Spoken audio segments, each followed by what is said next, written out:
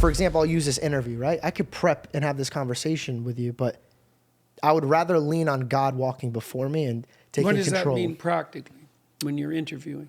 What was that? What do you mean? Well, if you're allowing God to take control, what does that mean? You contrasted that with what you might do if you were prepping. So that, exactly. I came to this yesterday when I was having like a little difficult time trying to figure out the perfect questions. But then I was starting to get anxious. And then I said, why am I anxious when I should put my faith in him and not me? So I could prep for 11 days in a row. But if I give him the ability to God is a gentleman, right? In every direction, he gives you the free choice. So I asked him, please take this situation and blossom it in the way that you would like it. Every situation that I'm at, when I ask a certain type of way, like when we go into prayer, which I want to circle back to, because that's a very strong point that I feel like people don't even know how to pray. But when I pray, when I was not wise in my faith, I would pray and ask him what I'm demanding. And it's like a genie type of thing. Yeah.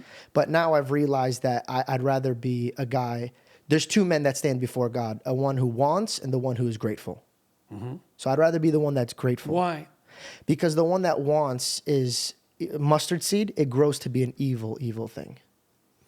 So if you were over-preparing, let's say, there might be a number of reasons for that. One would be fear. The other would be the desire to impress, let's say. And you can imagine if you were interviewing someone that you were nervous about interviewing, that those two things might arise. But then the faithful path, and I think that's likely what you were searching for, would be to understand that if in the situation you admitted your ignorance properly, the appropriate questions would come to mind. This is one of the things that you see with someone like Joe Rogan. It's one of the reasons I like to talk to Joe, is because what Joe does, and this is partly why he's so popular, is that he just asks stupid questions, but they're real. Yep. Right? And so he's willing to admit his ignorance in the moment. If you're an interviewer and you're willing to admit your ignorance, you're never going to run out of questions.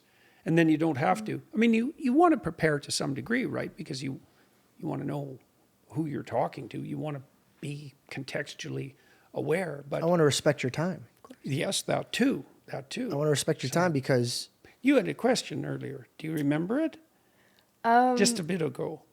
I think I was going to add on to when we were talking about forgiveness, but Yeah. I like the position where we're at. Okay, But I appreciate fine. you. I'm so sorry. I'm just like... No, not at all. But I do think that is very interesting because I think so many people's pride get in the way, right? Of course, when we sit with you, I mean, you're a doctor in psychology. The knowledge that you have in psychology, no matter the hours that I sit trying to learn about psychology, I will never come to know as much as you know in this because this has been your career your whole life, right? So I think that it's interesting because, yeah, a lot of people would sit here and try and act as if, like, they know what you're talking about and they're on the same page and they know this information too. Yeah. Whereas when you can be humble and you can put your pride aside and be like, actually, I don't know about this. And the information you're giving me is something that I'm not well versed in. Then you can find a deeper conversation. That's a good observation because it also makes you actually a better interviewer for your audience. Mm-hmm. I mean, one of the things I used to tell my students in my classes was, if you have a question, ask it. Now, you're going to reveal your ignorance in the question, and you're going to be afraid because you'll think you're the only person in the room that doesn't know.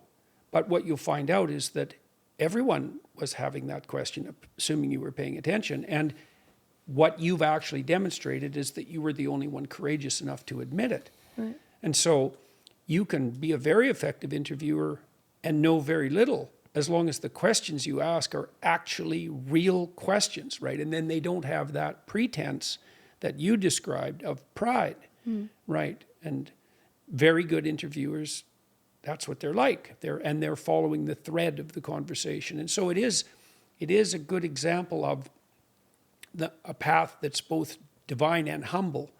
And it's humble because you can't walk that path without admitting that you're ignorant.